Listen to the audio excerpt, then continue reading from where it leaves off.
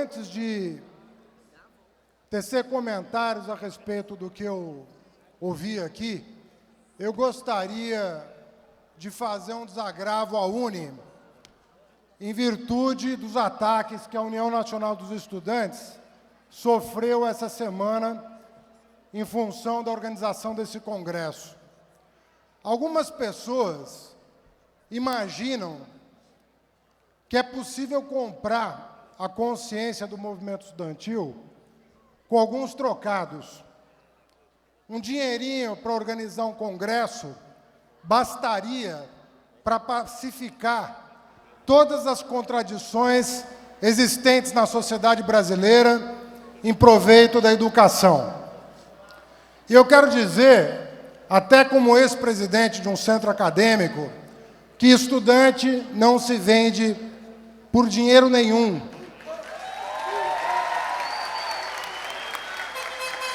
Muito menos por migalha. Muito menos por migalha.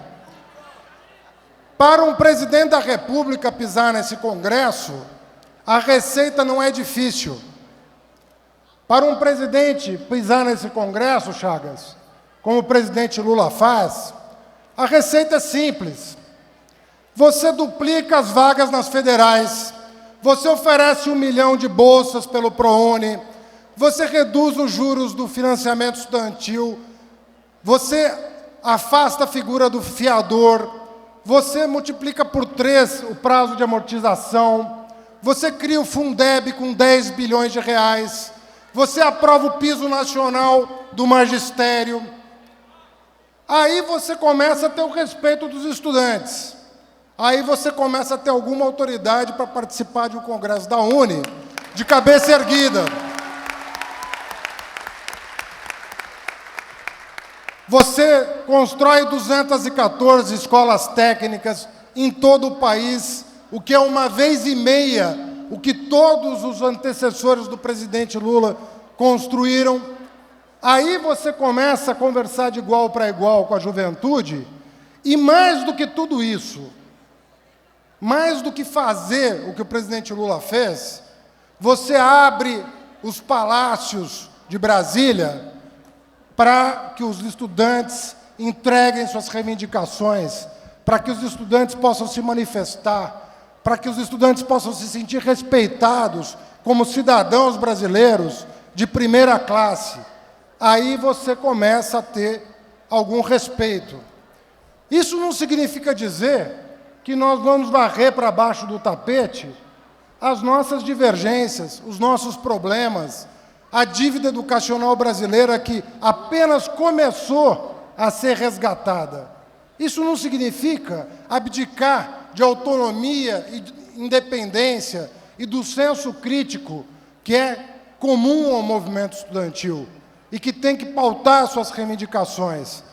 Mas quando alguém assume essas ofensas aos estudantes organizados, eu recomendaria uma análise fria do que era a pauta de reivindicação da União Nacional dos Estudantes quando o presidente Lula tomou posse. Resgatem esses documentos no arquivo da União Nacional dos Estudantes. Eles estão disponíveis. O que foi reivindicado e o que foi atendido. Eu conversava com o Ian, e nós, num determinado momento, recuperamos um documento da UBS, as reivindicações da UBS, e o próprio Ian reconheceu, naquela ocasião, dizendo o seguinte: está faltando a DRU, está faltando acabar com a DRU da educação, que retira 30% da verba do MEC. E o presidente Lula determinou ao Congresso Nacional: Haddad, põe fim à DRU. Eu não quero deixar a presidência com essa excrescência na Constituição. E determinou a todos os líderes do governo que sepultassem a desvinculação de recursos da União para a educação, que permitiu agregar 1% do PIB, ou seja, 40 bilhões de reais de recursos novos para a pasta do Ministério da Educação. Nos permitiu triplicar o orçamento do MEC durante o mandato do presidente, mais do que triplicar. Nos permitiu expandir para 126 cidades campos universitários. A juventude do interior tinha duas opções: ou abdicar de um direito à educação ou migrar para os grandes centros. Hoje não. Hoje são mais de 200 mil vagas, metade das quais no interior, para a juventude poder ter acesso à universidade pública sem sair da sua região e, ao concluir seus estudos, permanecer na sua região para o desenvolvimento local, utilizando a educação como eixo de organização do próprio território nacional. Para não falar de outras inúmeras iniciativas da gestão do presidente Lula na área da educação, que nos permitiu retomar um processo que foi abortado em 64, o mesmo processo que botou fim à sede da UNE, resgatar aquele movimento de mudança e de incorporação de contingentes excluídos da sociedade brasileira em relação a direitos fundamentais, sobretudo a questão da educação. É óbvio que se nós pegarmos o elenco de realizações do governo Lula na área da educação, nós vamos ali, certamente, notar que ninguém vai concordar com 100%. Tem muita coisa que é polêmica, tem muita coisa que precisa ser aperfeiçoada. Eu conversava com a bolsista do ProUni, que nos emocionou. Uma filha de trabalhadores no 4º ano de medicina.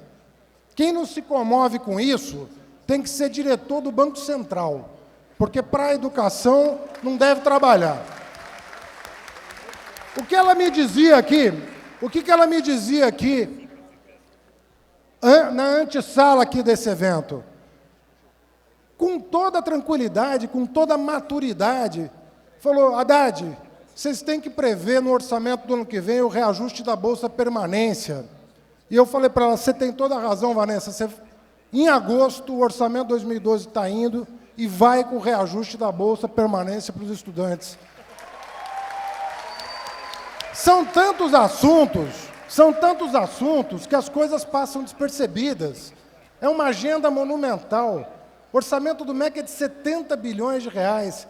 Se não for esse intercâmbio com vocês, a gente não chega a nós as legítimas reivindicações.